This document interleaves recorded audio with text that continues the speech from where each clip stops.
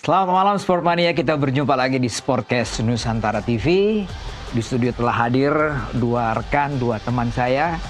Bung Erwin, apa kabar? Baik, alhamdulillah. Anda Bang pakai Boy. merah hari ini. Iya. Oh, tapi bukan timnas ya? Bukan. Benfica saya lihat. Iya, jauh. betul. Di tengah, wah ini bukan teman lagi nih. Iya. Udah Sama-sama legend. sama-sama main bola juga. Dulu Bung Erwin ini striker loh ya. Bung Erwin. Striker. Kalau kita dulu main, kita kasih bola ke dia pasti ya. Kayak Zylstra. Karena kita nih dulu main di tengah ya. Iya, iya. Bung Tommy Welly. Juga Bonito. Itu Bung Tommy Welly. Wah, kita berapa menit yang lalu kita menyaksikan pertandingan dramatis. Tapi kita tersingkir. Ya. Saya nggak mau banyak intro, saya mau langsung lempar ke Bung Erwin. Anda punya ya komentar catatan mengenai kegagalan ya? Ya, gagalnya menyakitkan karena kan kurang 1 gol lagi sebenarnya bisa Iya. lolos. Tapi secara overall kalau misalnya dilihat dari tim ini, terpaksa dalam tanda kutip akan dibandingkan dengan ketika juara di Pasti. SEA Games kemarin. Iya, gitu, iya, ya. iya. Saya sih melihat bahwa di tim ini memang secara materi pemain itu memang jauh berbeda dengan materi pemain SEA Games ketika menjadi juara. Artinya waktu menjadi juara itu materi pemainnya meskipun U22 tapi pengalaman mereka itu banyak sekali yang sudah bermain di level senior. Ya, di level U23 waktu masuk semifinal di AFC Iya. Piala Asia itu mereka pemain-pemainnya ada banyak di situ. Ada Rizky Ridho, kipernya Hernando, Rizky Ridho, Justin Hubner, Pratama Arhan, Nathan, Marcelino, Witan, Rafael Strike. Rafael Strike masih ada di tim ini, tapi Nathan ada di situ. Nathan Enggak, ada di SEA Games enggak dong? di U23 ya, U23 di AFC. Oh. Itu Untuk kan SEA Games angkatannya, tidak ada Nathan pada angkatannya waktu. Nathan, Iya. rombongannya Nathan. Iya, iya. Ada Justin juga di situ, ada Rafael. Tapi di tim ini, ya harus diakui mereka memang nggak punya pengalaman di level senior yang banyak gitu ya. Iya. Terus secara pengalaman menit main di kompetisi liga itu juga mereka tidak terlalu banyak gitu yang mendapatkan menit bermain yang menurut saya cukup, dan untuk level SEA Games menit bermain itu sangat penting, sangat dibutuhkan oleh anak-anak ini. Kenapa kok mereka nggak mendapatkan menit bermain yang Iya. cukup? Karena di liga jumlah pemain asing semakin banyak gitu. Untuk pemain yang levelnya pemain senior bukan U22 itu aja susah dapat menit main, apalagi yang U22 gitu. Jadi kalau nggak istimewa sekali, menurut saya susah untuk dapat di menit main di kompetisi liga gitu. Jadi secara tim memang pusing juga pelatihnya siapapun gitu ya. Kalau materi pemainnya seperti ini nggak dapat menit bermain yang banyak di kompetisi ya. Kalau dibandingkan dengan ketika juara itu kan beda sekali gitu. Oh, Anda melihatnya dari pengalaman bermain di klub gitu ya? Iya, jam terbangnya lebih banyak tim yang lama. Iya, dan jam dibandingkan tim terbang yang bermain baru. ketika bermain di tim senior. Ya, Rizky Ridho, Hernando itu kan meskipun kemarin di U23 di SEA Games, tapi kan mereka tulang punggung di tim senior. Oke, ini fundamental sekali ya apa yang dikatakan oleh Bung Erwin tadi. Anak-anak yang tidak punya jam main yang banyak. Tapi Bung Toel, Bung Tommy, saya panggilnya Bung Tommy aja deh. Komentar Anda ditunggu nih. Dari 2 pertandingan inilah, lawan Filipina dan lawan Myanmar, dan kita gagal untuk lolos ke babak berikutnya. Saya heran karena di awal-awal yang pertama benar. Saya sepakat sama Erwin. Hasilnya mengecewakan, gagal, tapi overall memang permainan jelek. Jelek ya? Saya harus katakan jelek.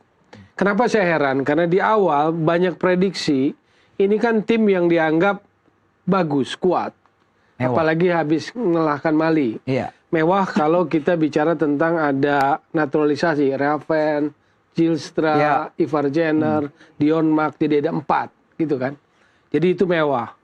Saya nganggap bahwa di luar itu pemain-pemain kita juga nggak kualitasnya cukup bagus. Jadi ini persoalan menurut saya sih kepelatihan.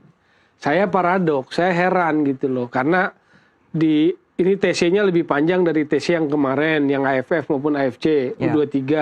Saya lihat lebih panjang di Madia. Bahkan Pak Sumarji, BTN atau manajer timnas mengatakan bahwa suasana bagus sekali, mirip era Sinteyong gitu kan. Tiba-tiba kayak begini, flopnya jauh sekali gitu Flop. loh. Iya, cara main bayangin harus menang betul, tapi mengandalkan lemparan ke dalam kan ini menunjukkan salah satu indikator nggak punya cara, nggak punya akal. Berkali-kali kan kita lihat tadi berapa kali lemparan ke dalam. Cuma saya nggak hitung aja siapa itu Robbie Darwish gitu loh. Lalu kita bingung juga kan, Robbie Darwish ini bagus main di tengah apa main bek kanan. Sementara di persiapan saya lihat Raka Cahyana main bek kanan. Jadi ini ada kebingungan seorang Indra Safri. Paradoksnya apa? Kan di tempat ini pula saya sempat menyimak juga Waketum PSSI, Jainuddin Amali mengatakan pelatih bertangan dingin, track recordnya bagus, lalu apalagi selalu pendekatan dengan sport science gitu kan, bla bla bla bla bla. Ternyata ngomong kosong hasilnya gitu loh.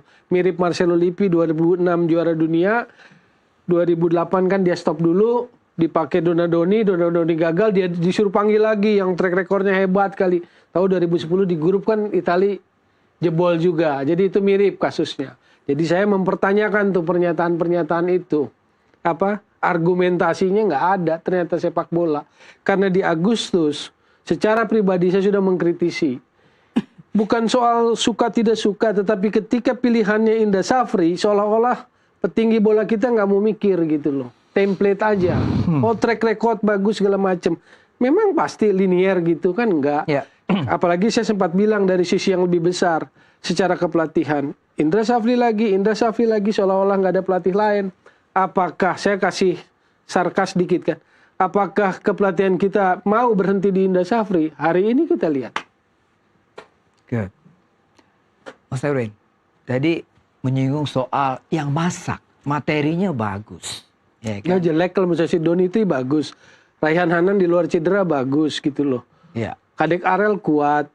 Tengah juga kuat. Ferrari, ya mungkin akan Fikri nggak masuk karena mungkin cedera tapi di klubnya main gitu lah. Kita nggak ngerti toh. Lalu dalam manajemen pengolahan timnas saya juga mengkritisi kan soal pengelolaan. Dipanggil 30 plus 3 kata yang datang dari mana. Buat saya nggak lucu ada 3 datang entah dari jalur mana, dari jalur agent. Secara polos iya oke lah siapa pemain dari manapun boleh disodorkan untuk memperkuat timnas. Tapi yang namanya timnas nggak boleh gitu dong pengelolaannya. Ujuk-ujuk dia pilih 30 plus tambah 3 gitu loh. Nggak bisa begitu kalau menurut saya level timnas yang U23 yang sebetulnya irisannya udah senior gitu. Dan itu saya kritisi di persiapan ketika manggil 30 plus 3 yang walaupun tidak terpilih gitu loh. Tapi kan aneh gitu loh. Manajemen pengolahan timnas kayak begitu buat saya aneh. Dan hari ini kita ketemu ujungnya kan, output yang ternyata drop gitu loh. Iya. Indra Safri harus bertanggung jawab mungkin, Mas Erwin. Ya pasti harus bertanggung jawab kalau namanya perang, komandannya di lapangan kan dia gitu ya, pelatih gitu. Dan saya pikir pemilihan Indra Safri kalau misalnya mau merecall kesuksesan di SEA Games sebelumnya itu juga sebenarnya nggak apple to apple karena materi pemainnya kan beda. Betul. Materi pemainnya banyak sekali yang berbeda gitu. Kalaupun ada pemain-pemain yang mantan pemain SEA Games yang terakhir waktu juara itu bukan pemain utama gitu. Ferrari doang kayaknya. Ada Donitri juga ada di situ kan ya. Tapi bukan pemain utama. Ferrari, Donitri, ada Hoki, ada Rafael juga di situ. Tapi sekali lagi bahwa susah kalau materi pemainnya seperti itu. Dan saya menyoroti memang kalau Indra Safri lagi lah pemain pelatih lainnya itu asisten pelatihnya yang sekarang itu saya pikir pantas untuk diorbitkan untuk level tim U23 gitu, U22 gitu. Ada Bima Sakti, ada Kurniawan, Zulkifli Syukur, ya kan? Itu pelatih-pelatih generasi baru yang menurut saya pantas untuk diberikan kesempatan kan. Ini kan generasi pelatih yang ya mereka udah pensiun tapi masih belum tua-tua banget gitu kan kalau dibandingkan dengan pelatih yang sudah mapan gitu. Oke, tadi kita lihatlah pertandingan tadi 2 kali 45 menit kita menang 3-1. Tapi secara permainan, secara teknis, ya kan ada kemajuan nggak? Nggak ada, dribble lihat. Sebelum 2 gol di menit-menit akhir ya. 5 menit terakhir atau 10 menit terakhir kan ada 2 gol dari Raven kan. Tapi sebelum itu ketika ketinggalan 0-1 terus menyamakan 1-1, itu main bola kayak main bola bukan sepak bola modern gitu. Dari bawah, dari tengah dribble nyangkut. Dribble nyangkut gitu loh. Striker dari kemarin kan udah saya bilang. Sprint pendeknya nggak ada, eksplosivitasnya nggak ada si Mauro Gilstra itu. Dan saya nggak ngerti, nggak diganti kenapa gitu loh. Terlambat kita memasukkan Raven. Bukan terlambat, memang harusnya nggak dari awal. Menurut saya ya, ada Hoki, ada Raven, ya kan? dengan penampilan Mauro seperti di pertandingan lawan Filipina gitu, kenapa nggak coba main dengan striker yang lain atau sekalian pakai 2 striker gitu dengan pemain yang lebih menyerang, karena kan ngejar selisih 3 gol. Kalau ngejar selisih 3 gol, menang 1-0, menang 2-0 aja nggak lolos gitu, ngejar selisih banyak gol, ya mainin aja striker yang lebih banyak gitu, pemain yang berkarakter menyerang gitu. Kenapa kreativitas kita nggak muncul ya, Bung Tommy? Ada Iver Jenner di situ, ya kan? Ada gelandang lain juga yang sebenarnya mampu ketika mentok melalui flank, dia mencoba, tapi nggak bisa. Apakah memang lawan juga semakin pintar menghadapi kita? Ya oke lah, lawan juga berkembang. Tapi menurut saya kualitasnya tetap kita lebih punya kualitas. Ya. Makanya nggak heran di preview awal sebelum ini malah publik kan berdebat soal target yang antara emas dan perak. Karena merasa materi udah lumayan cukup bagus gitu loh. Dan saya pun nggak nganggap jelek anak-anak ini gitu loh. Donitri asal sentuhannya benar, penempatannya benar, itu keren sebetulnya nih anak kaki kirinya. Raihan Hanan kalau nggak cedera juga sangat bagus menurut saya di depan. Rahmat Arjuna saya udah kritik sejak AFF, sejak AFC. Ini anak punya kecepatan, ngotot, ngeyel. Cuma menurut saya football intelijensianya waktu kalau sudah di area penalti bingung gitu loh.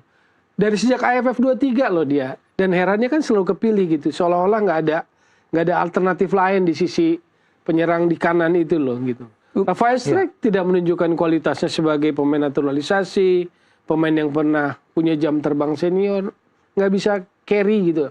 Kalau istilah anak-anak sekarang meng-carry teman-temannya juga nggak bisa. Menggendong. Oke, kita kehilangan bola, ya, kontrol juga yang tidak bagus. Hal-hal yang dasar sebenarnya yang harusnya dimiliki oleh pemain-pemain sekelas yang bermain di Eropa ya. Ivar Jenner, Struijk dan juga Zylstra. Ya. Saya tertarik untuk membahas Rafael Struijk tadi beberapa kali disebut, dan dia kan jam terbangnya sudah menurut saya lebih paling banyak nih Rafael Struijk dibanding dengan teman-teman yang lain gitu. Tapi ketika seorang pemain didikan Eropa bermain di ekosistem sepak bola Indonesia, ini yang terjadi gitu. Ketika jadi bermain di ekosistem Indonesia juga. Iya, harus yang jadi PR kan ekosistem kan dia di sana juga nggak main. Tapi makanya kan balik ke sini. Tapi kan dia berada di ekosistem pelatihannya, kompetisi dalam klubnya. Ketika bermain di klubnya, sekarang Rafael juga nggak oke banget kok. Jadi yang salah ekosistemnya. Menurut saya ya. Nggak, kalau menurut saya pemain bagus tuh akan kelihatan bagus. Nggak perlu lama. Contoh Jonathan Miliano Jonathan di Persib. Ya. No, yang sayap kanan. Iya. Itu kan kelihatan gitu loh. Berarti dia ada kualitas. Bahwa memang baru gabung di September, tapi sentuhan pertama pun kita udah kelihatan. Ini pemain punya sesuatu gitu loh. Di Oktober sudah main, kelihatan sebetulnya. Jadi pemain bagus itu nggak butuh waktu lama sebenarnya untuk menunjukkan dirinya bagus. Persoalannya kan bukan itu harusnya. Dia harus meng-carry, menggendong, menunjukkan kelebihannya. Kalau dia Jenner main di antara senior-senior yang bagus, dia ke bawah bagus. Itu kan, nah sekarang ditaruh di kolamnya. Di kolamnya anak-anak 2-3. Dia harus angkat dong, harus carry dong. Jadi yang terbaik kan nggak kelihatan.